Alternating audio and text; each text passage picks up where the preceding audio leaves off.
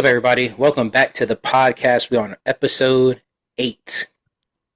Episode 8. 2 away from 10, the decade. I'm your host, Ant. And with me, as always, I have the bros with me. Say what's up, Junior. What's up?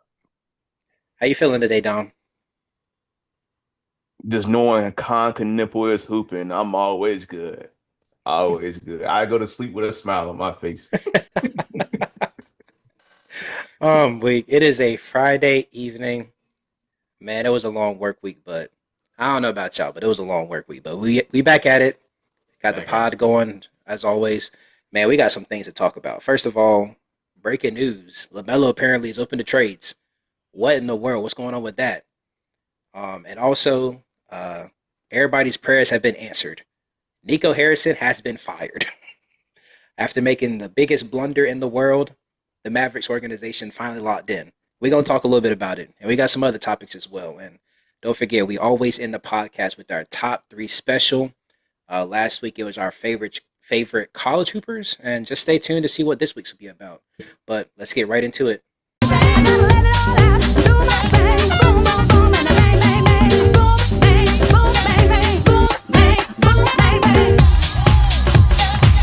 Recent rumors have been going around the NBA that LaMelo is open for trades. Now, LaMelo in a recent interview in Charlotte said that was false information and denied wanting to leave Charlotte. Now, this isn't the first time that trade rumors have circled the NBA and a player denying ever mentioning it to the front office or management or whatever. But I do believe it's a little truth in it. I mean, LaMelo technically is an all-star, even though it was a one-time thing. But, I mean, I believe he could be an all-star, obviously, more times. But the Hornets are off to a 4-12 start to the season. So it wouldn't surprise me if he wanted to be traded. And in return, the Hornets would get, I don't know, some good picks or possibly an all-star in return. But regarding the recent rumors, even though LaMelo's saying it's false, there is some truth to it. So, what do y'all think about that? Don, we'll start with you, man. Let's start. I mean, if he is open for a trade, I could respectfully see it. And if the Hornets are looking to trade him, I could see that too. Because that man is injury prone. And don't get me wrong, like I said about every player that we have talked about that's been injury prone or have gone through injuries, when he's hooping. He's the person that brings light really to the Hornets. He's the person that the way I look at him, his play style, he's still hooping like a kid at a playground. You're talking about one-legged threes, but he hits that jump. He hits that jump. But when he's not hooping, then you're really hurting the team. And I'm looking at some of the games that his past few seasons, like 2023, 2024. He only played 22 games. And then last year, it was only 47. So I could see how the Hornets would love to trade him. It would be stupid on their part because of market reasons. He is their market. You're the only player that will see their jerseys on other people's backs. Now, don't get me wrong, we do have a rookie right now, Nipple. He is hooping. So if you want to shop Melo around to see who you could put around Nipple, since he is hooping, then I respect that. But market-wise, they shouldn't do it. Yeah.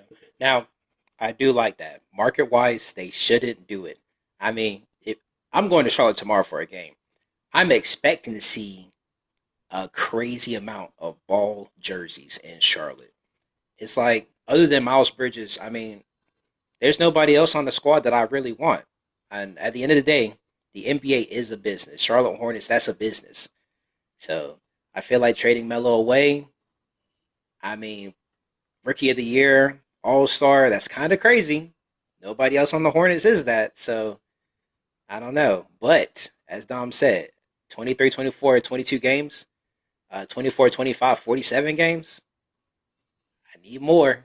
I need more. I'm looking at the stats. 2021 to 2022, that was the most games he played, 75. That was Afterwards, it's been below 50, basically below 50, and he is injury prone. So I don't know.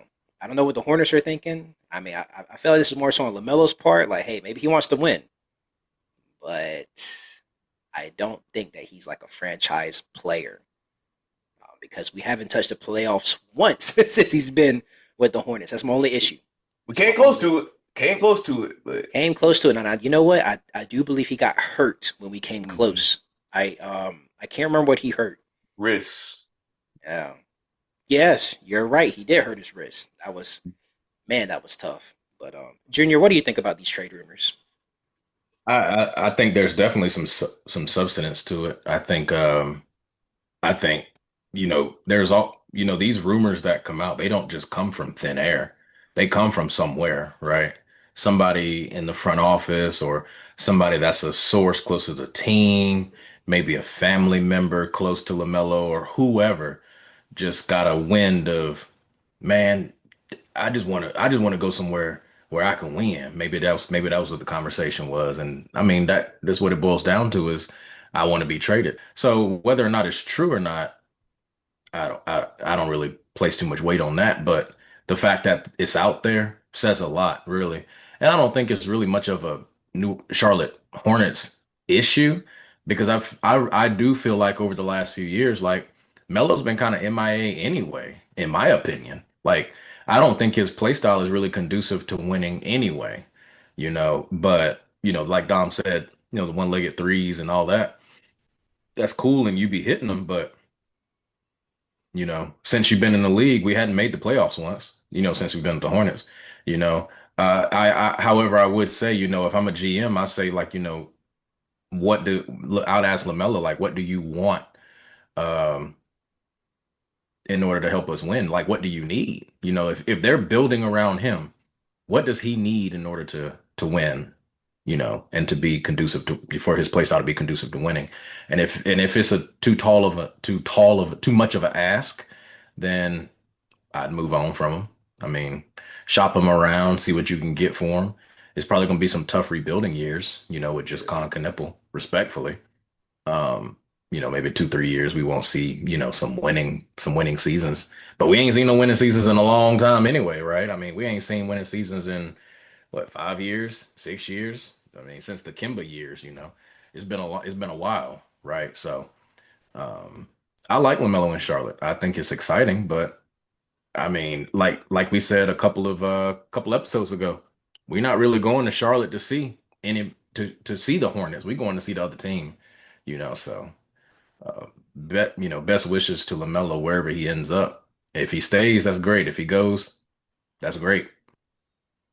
Yeah, good take. Question. Obviously, if the trade was to happen, who would y'all kind of like to see traded for Lamelo? Now, what I said that I wouldn't mind, and this might sound kind of crazy because we did dog on him a couple episodes ago. I kind of want to see John Morant come to Charlotte. As crazy as that sounds, he's already proven that he can lead a team to the playoffs. And I mean, he's hooping now. Obviously, it looks like he's got his attitude under control. I just feel like if we kind of shop around a little bit for, hey, maybe Morant want to come to Charlotte and just have a little bit more freedom because he'll get that freedom. Trust. Not saying that he ain't got it at Memphis, but if he's looking for a change of scenery, hey. But I do believe that Morant could be a pretty decent spot for Charlotte. Um, I mean, we could use some solid picks. If some other teams got good picks, maybe we could shop around that area and rely on Con Knipple and Brandon Miller, Miles Bridges, and maybe get like a real solid forward or a really solid center in the draft next year. Who knows? But I'm just trying to think of what could because I mean Melo's trade value is high. I think we can agree on that. I mean, if he aside from the injuries, Maybe, maybe. I This that all goes back to what Junior said, his play style. you really can't see his play style on any other team. Because I've been thinking about this junk all doggone day. I really cannot see him in another jersey with another team. I mean, he But really plays like his OTE Right. or like he's still in high school or something, honestly. He's not Yeah. playing like it's really, in the NBA, you know. But he's not but your traditional point guard either, though. He's more like a, I guess he's really more like a two, but he don't play no defense neither. So, I That's mean, facts. so That's facts. but from a market standpoint, I can see how a lot of teams will be looking at him. I mean, so it's like let me ask you this then. Who would want a LaMelo Ball? Who needs a LaMelo Ball on their team? I think the Clippers, they ain't got no type of young any youth on the team. I think the Clippers could be a pretty good fit. It's pretty good. I think the this might sound kind of crazy. I think the Celtics could kind of use him, kinda Mhm. to a certain degree. Who they getting Because rid of? you don't really Derek answer. White, You don't really answer that. JB, Good goodbye, Derek. Pritchard. Goodbye, Derek White. Goodbye, Pritchard. Dang. Goodbye, some first round picks. That's just me. I think they need another scorer. I mean, Tatum said he's going to be back later this year. I don't think he's going to be back later this year. If he's smart enough, he needs to take his time coming back from that injury. For sure. Go ahead and get another scorer out there to help. Or, this might sound wild, Golden State. Melo, go to state. I mean, does it sound bad? I mean, in my opinion, that's a splash, brother. He likes to shoot. And he just needs an enforcer out there, aka Draymond Green, to get him open. Draymond gonna To get him punch him in the open. face. Oh, I don't know the way Lamelo be talking. I saw ball was it Ball in the Family growing up. He be talking. So hey, that who man be talking knows? spicy. No, I think those are good places. Those are good destinations, I think. And then in regards to like you said, who would we like to see, in Charlotte? I think John Morant would be kind of cool. Like definitely if you want to come out here and do some hood rat stuff and start rapping and stuff, Charlotte's the place for that. He want to do all the, everything he want to be doing. So Charlotte's the spot for that, right? Because everybody on Charlotte's team is a rapper or a hoodlum to a certain degree, right? So if you want to do that, hey, Charlotte the spot for you. Um, I'm not sure who else I would really want to see out here. I don't. I'm not sure. I think I'd much rather be comfortable getting some people from the draft out of through the draft than trying to trade for somebody. Because I mean, I do agree. Maybe his draft capital is a little higher than we might expect it, even with the injury proneness. Sometimes when you play for bad teams, all of a sudden you injured a lot, right? But when you go to a team that's a contender, them little nagging little wrist, little ankle injuries, they not that big of a deal, right? So maybe he goes somewhere else, and that's crazy though. He'd end up he'd been injury prone in Charlotte, but he goes somewhere like LA or Golden State and he play 80 games. That would be insane. But at the end of the day, all the best to him. Yeah, Don, what you think? You think he should go somewhere, or you think we should just really trade for some picks? Like, what should Charlotte look for? I would look forward to trading with some picks because you really can say we high key been in the rebuilding stage for a while. So that would be part of our rebuilding is getting some more picks in there because some of these draft class that we have coming up, like they are stacked. They are stacked. So the Hornets is the young team. You get a draft pick in there that can grow with their team, build some chemistry up. The first thing that I would try to get in the draft though is a doggone big. We have been saying this for years that the Hornets need a big, so I would definitely trade him for some drafts and get a big first, and then maybe look at getting another point guard. Yeah, Can I I say mean, that Charlotte is not good at selecting talent, by the way? No, not at They're all. not. I and the talent that they generally have, they let go very easily. We had Spencer Dinwiddie on the team last year. Spencer Dinwiddie is not a bad player. No. He's a vet. He can slow the game down. He can pick and choose his spots. he's been on some, I'm not going to say the word contending teams, but he's been on some competitive teams over the years. And I can't remember that light skinned cat that came from Charlotte. I mean, from Boston.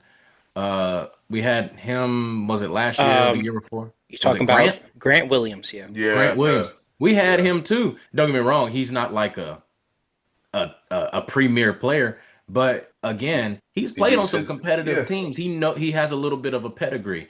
How do we let those two guys go that can really teach and teach some of these players and be a mentor to some of these players and just let them go seemingly like I remember I saw that they were on the team and then just as quickly as I saw that they were on the team, the season ended. We come back this season and they are nowhere to be found.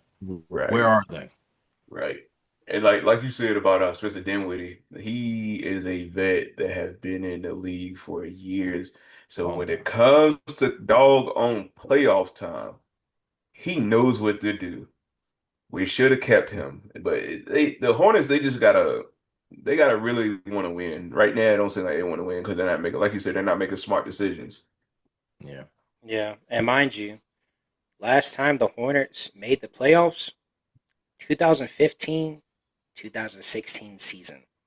Dude, I was graduating from high school during that time. I I done moved on. I graduated college. I got married. It's kind of crazy, but I I tell mean, you. the Hornets they got some work to do. We've been in the rebuilding phase for almost 10 years now. I feel like the last time that they did make a good pick was, I'll say LaMelo was their last good pick, really in the draft. And Khan was a good pick too. oh, So yeah, Con is hooping. can't forget about Khan. He was a good pick. It's Con is just, hooping. you know, yeah. Yeah, me personally, I love LaMelo, like, but he hasn't shown me that he can win yet. So we'll have to see. Maybe this season turn around. Doesn't look like it. We're 4-12 right now. Oh my gosh, it's a horrible start. But we'll have to see later on, like how the Hornets are gonna turn this around. You know This it's you know it's bad when the Panthers have more wins in the win column than the Charlotte Hornets do. You know it's bad. Yeah, but hey, I'm gonna say right now, we need to tank for Caleb Wilson. Don't That's, cry. that's all I'm gonna say. That's all I'm gonna say.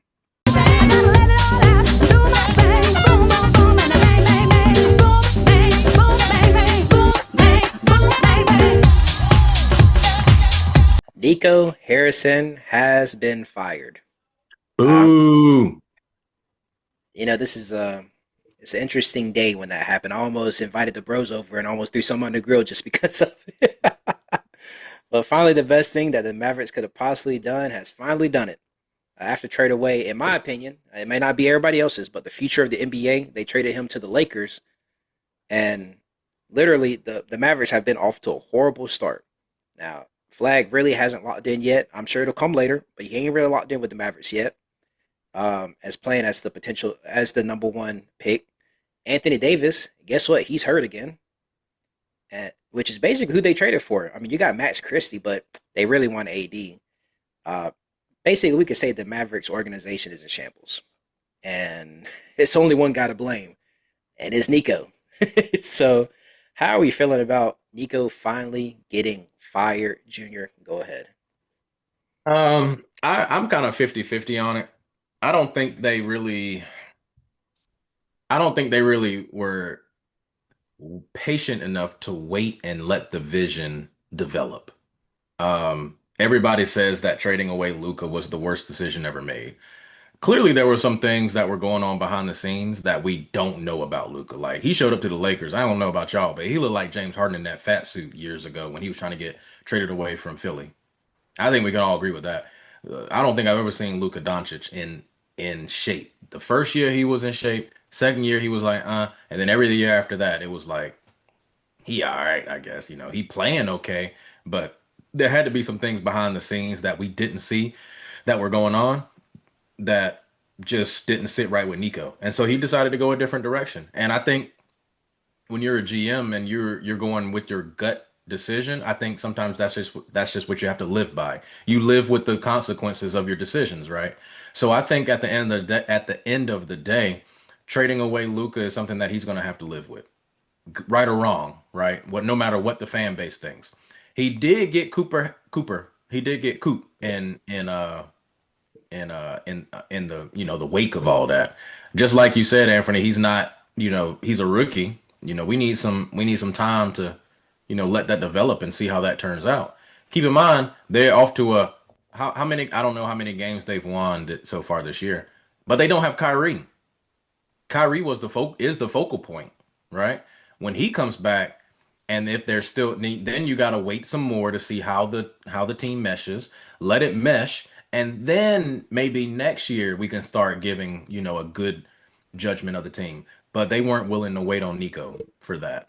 Um, them firing him to me was a bit premature, in my opinion. I think they could have waited at the end of the day. I'll leave it at that. Yeah. Also, the Mavericks record 4-12. They are the Charlotte Hornets. That's Charlotte Hornet numbers right there. Charlotte Hornets numbers with the number one draft pick.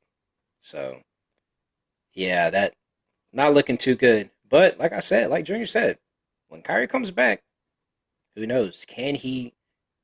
But that's putting a lot of pressure on Kyrie. Now, when he don't start performing, it's kind of like I mean, so. he's a generational talent. I mean, Kyrie is Kyrie at the end of the day, you know? No, for sure, I totally agree. I totally agree. However, this is not the Cavaliers Kyrie we're talking about anymore. This is a little bit older Kyrie. He's still a That He ain't bucket. lost no steps. He ain't lost no steps Right. though. He's still a bucket. He's still the same. He ain't nothing changed. listen, I understand that. However, he can't lead a team to a ring. He tried to prove that when he was with Boston. He tried to prove that when he was with the Nets. He tried to prove that when he was with the Mavs. He can't lead a team. But when you're waiting for someone who needs another person to be there to win, and that's a rookie, I mean, that's gonna look. I mean, they did have that. They had Luca, Kyrie, and Luca. That was his two. And now he ain't got no two. I mean, he got Klay Thompson, but we're not. He's not Golden State Klay Thompson no more, unfortunately. And that this is no diss to Kyrie. I love me some Kyrie. That's like the only Duke player that I will talk highly of, honestly, aside from JJ Redick. But that was JJ Redick's a little different. But I'm just saying, he can't lead a team. That I I ain't. think Oh, go ahead. I was about to say, I just think that at the end of the day, if you look at, Kyrie being who he is, he'll probably play a two. I think that's why they have Coop running the one so they can get used to playing as a point guard so that Kyrie can play his natural two guard position, in my opinion. Or at least bringing the ball up and passing it off and then getting to his spot. But if you need somebody to get a bucket, who's better at it than Kyrie? I mean, there's couple names on the list, obviously, but when you need somebody to go get a bucket, it's Kyrie. Ask LeBron who he would rather go get a bucket over him. One of his names, I guarantee, is going to be Kyrie Irving. I don't care if it's Kyrie from Cleveland. I don't care if it's Kyrie from Boston. It could be Kyrie from Brooklyn. Kyrie Luther Jr., back when he was on, missing all them days for social justice and social change for everything, whatever. But at the end of the day, you need a Kyrie on your team. Now, are they gonna win more than 4 games with Kyrie? Absolutely. They not winning only 4 games with Kyrie, and that's kind of my whole point. Like, I think at the end of the day, you have got to let the team develop, and I don't think they waited for Nico Harrison's vision to develop before they just cut him. So he'd be all right.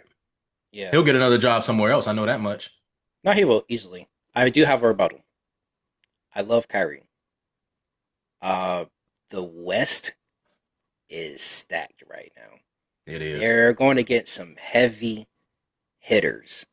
Mhm. Kyrie's gonna really have to be in his bag. I'm talking about Thunder didn't miss a beat. Nuggets ain't missed a beat. Rockets looking really good. Lakers are looking really good.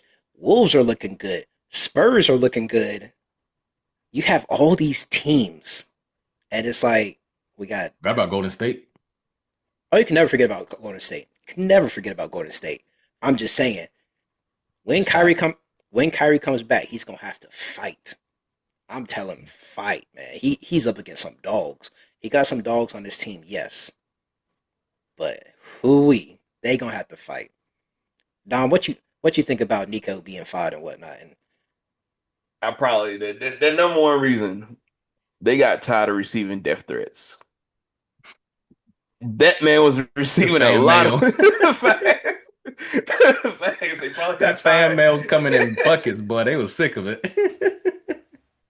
you ain't wrong, I tell you. That joke, that joke had me crying when I first seen it. They was like, "Yeah, Nico's receiving tons and tons of death threats." I was like, I can respect it at the same time because we do got to look at Luca was one of the he was the person that did bring the doggone Mavericks to the playoffs. He was their franchise player. Now, don't get me wrong, you do have Coop, which do have high potential of being a franchise player. But like I said, he's a rookie right now, so it's going to take some time to develop. Now, he low-key did like redeem himself by having Kyrie already there, but it still is you traded a franchise player who was the face of the Mavericks for years and years and years. I kind of see where his mind was because he maybe they probably wanted a change in mass, but that is just a huge change that shocked the world. Because I remember seeing videos of players just finding out mid-game on the phone that Luka was traded, and they said, because it was on the starting five, because it was like, yeah, if he was traded, then I could be traded. So it's just that it really did shock the NBA, but then at the same time that Nico, they should have gave him at least 2 to 3 more years to see what could have happened. I respect the firing, but then I also would have respected them even more for sitting there and letting him rock out for a little bit. Because doing about these 2 3 years, Cooper's gonna find his position in that on that team.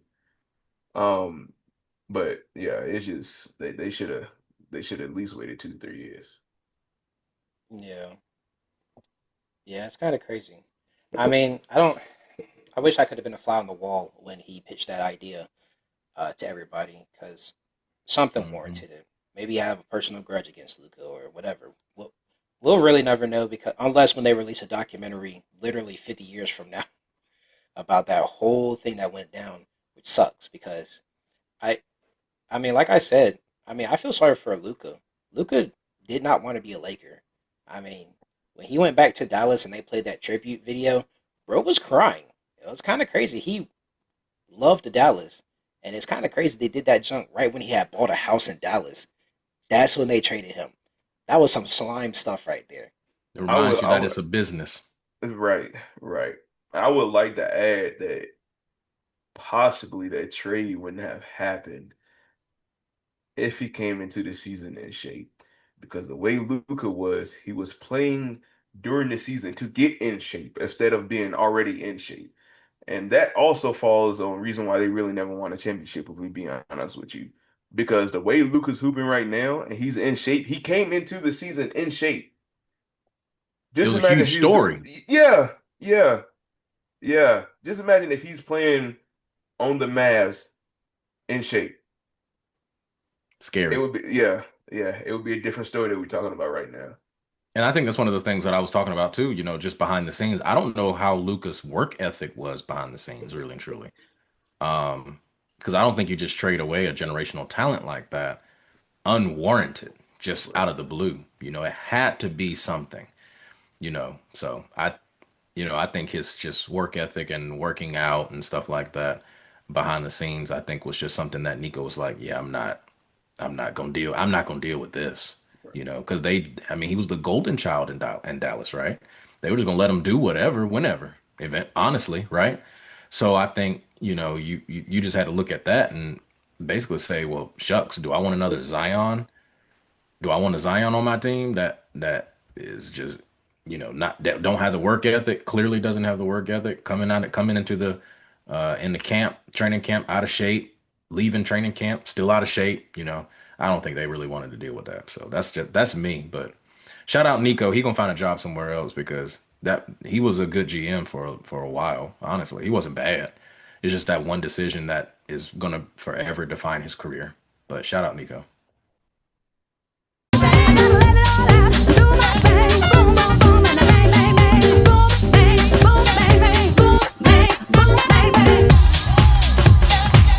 All right, so basically, this segment is just kind of like a mix of a bunch of stuff. We basically got like a lot of breaking news, a lot of news we're going to talk about. Now, the number one news that we have that we want to talk about is what's going on with spitting in the NFL.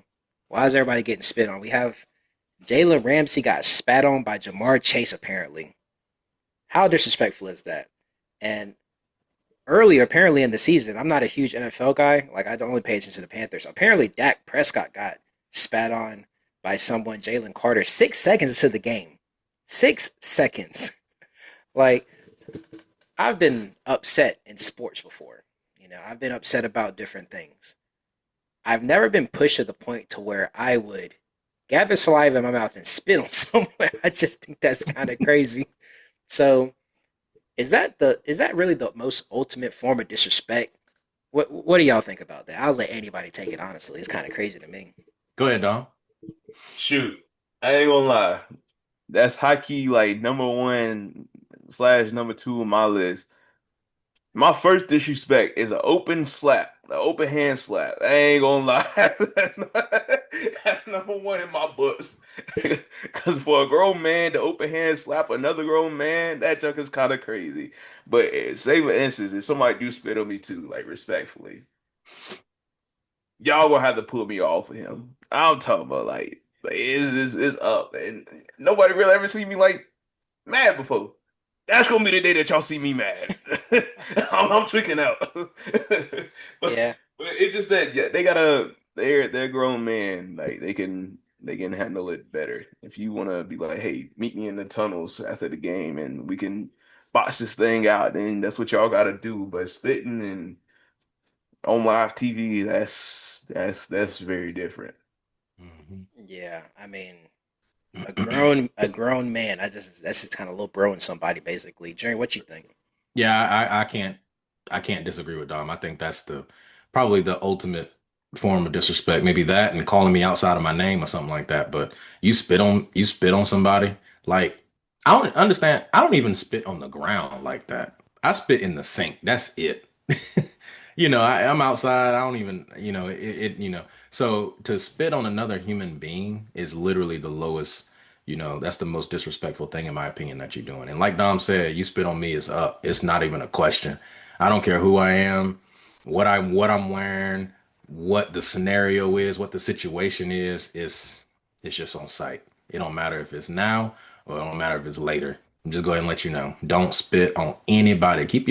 And it's really just keep your hands and keep your fluids to yourself. Really, right? I mean, come on now.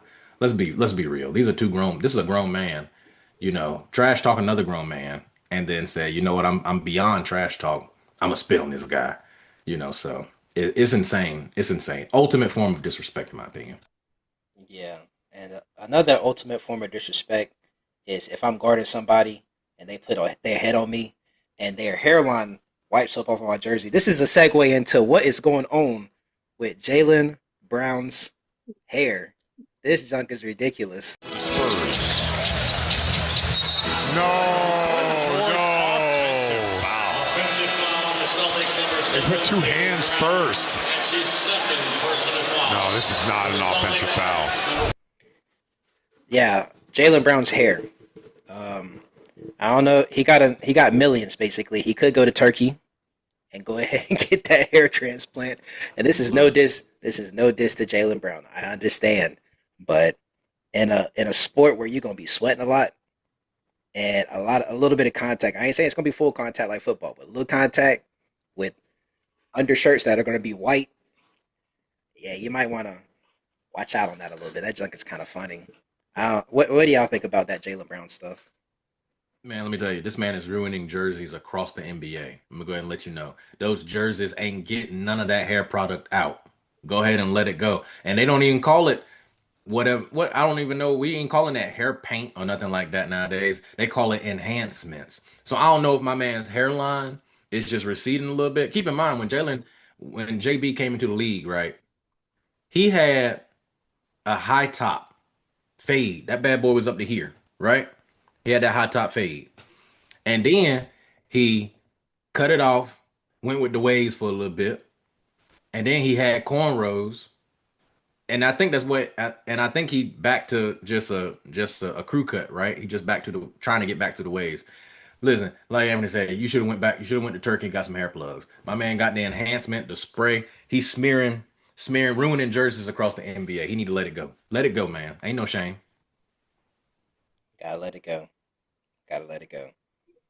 Um, our next story on breaking news. Something I never thought I'd be talking about. Curry and Under Armour are no longer together. Um, Unwarranted, out of nowhere, basically. I thought they was gonna give him that Jordan lifetime deal, but apparently not. There was a quote on here actually that I kind of liked when I was reading. It was on basketballnetwork.com. Somebody said, as popular as Steph Curry was, whatever you want to say, with all the little kids wanting to shoot threes and be like Steph Curry, they were not buying his shoes.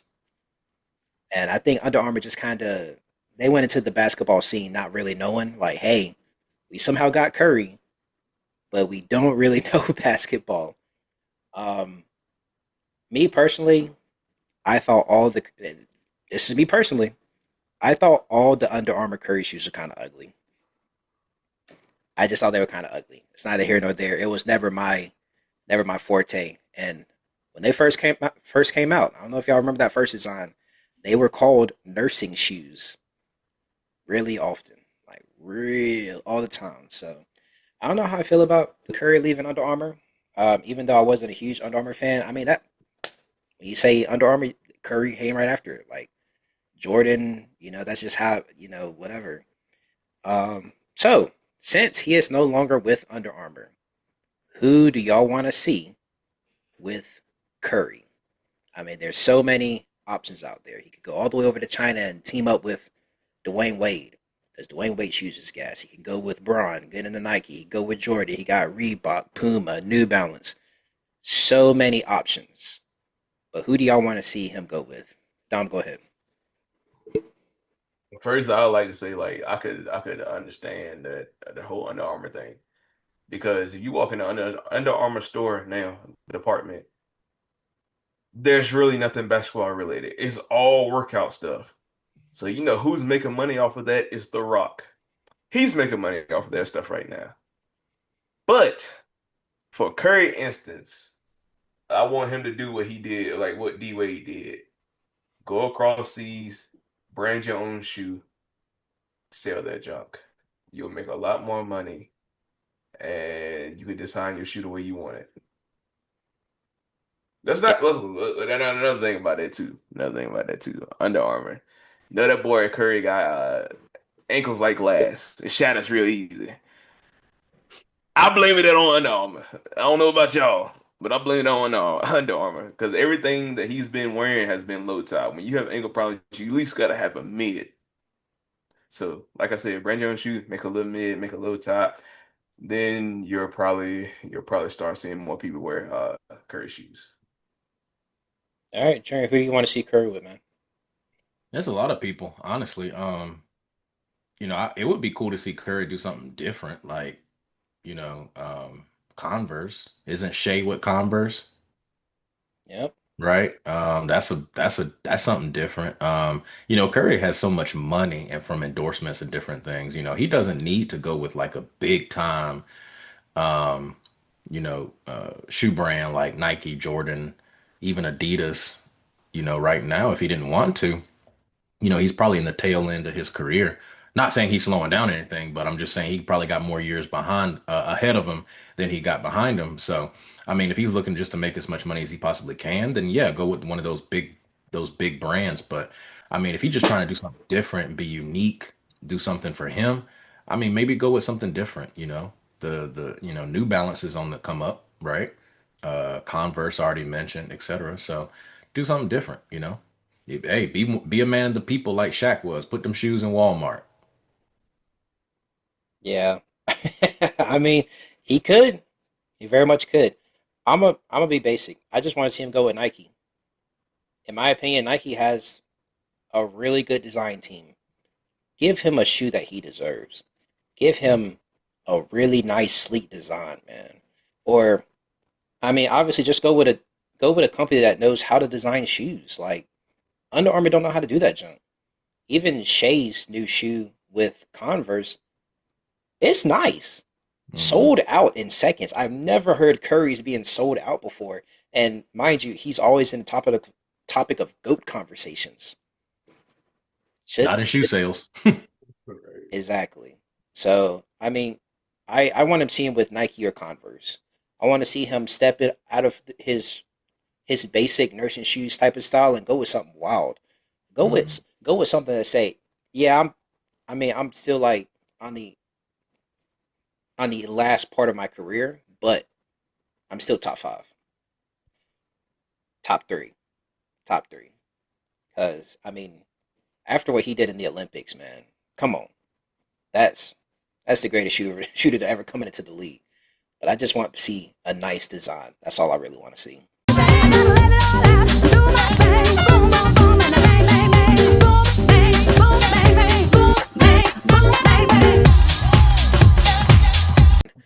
That is all for the podcast today. Man, what a W podcast for episode 8. But to always end our podcast, we have our usual top 3 special. Basically, we have a topic and we tell y'all what our top 3 is. And this week, we are doing our favorite top 3 high school basketball mixtapes.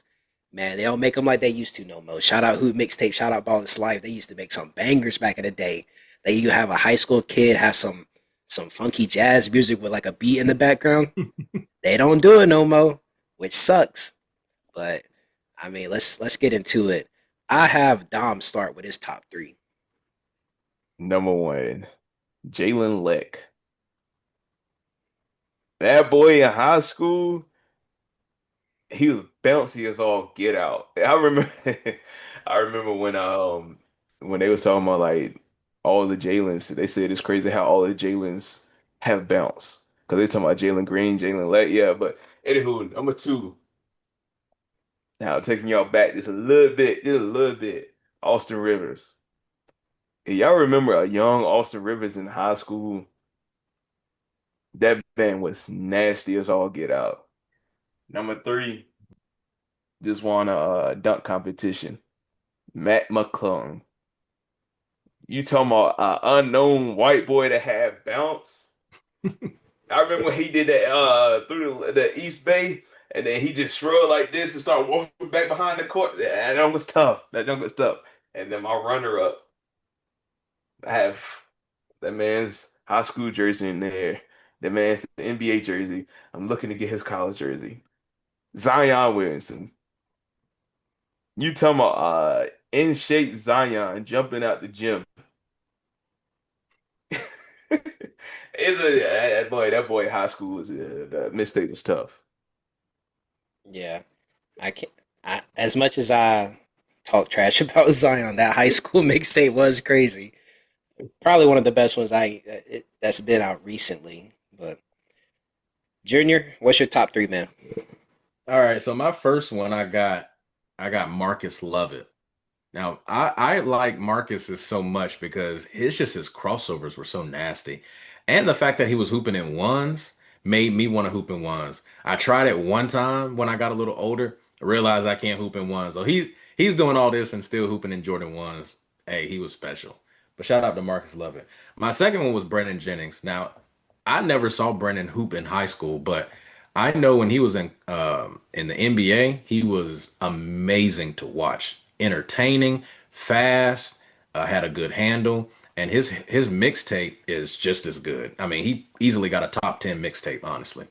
My number three is John Wall. John Wall could easily be number one. This is really yep, John Wall, yep, yeah. This is easily, the number one on anybody's list, and my list is generally in no particular order. But John Wall's mixtape was just something special, especially in high school too, man. I mean, we know what he did at Kentucky when he was in college. We know what he did with Washington in the NBA. But his high school years were so special. And if we're giving runner ups, I got to give a shout out to my man Derrick Rose. Derrick Rose's mixtape was A1, just the best. Yeah. Also, uh, John Wall went to Word of God, if I'm not mistaken, in high school. Yeah, That's yeah.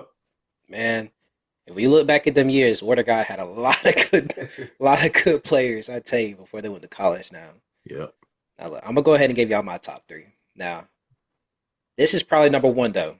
This is probably number one. Seventh Woods. Goodness gracious, he's the main reason that I wanted to learn how to dunk.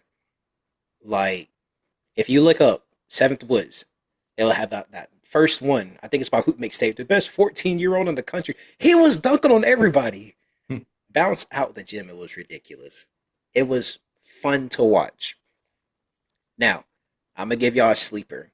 Nobody probably knows about this mixtape, but I'm gonna go with my UNC alumni Theo Pinson. Look, y'all, if you know, you know. Honestly, his high school mixtape, boy, I I can't explain why I loved it so much, but like there was one time where he caught an alley, and he like looked at the camera, and then he looked at the crowd, and the crowd was going crazy.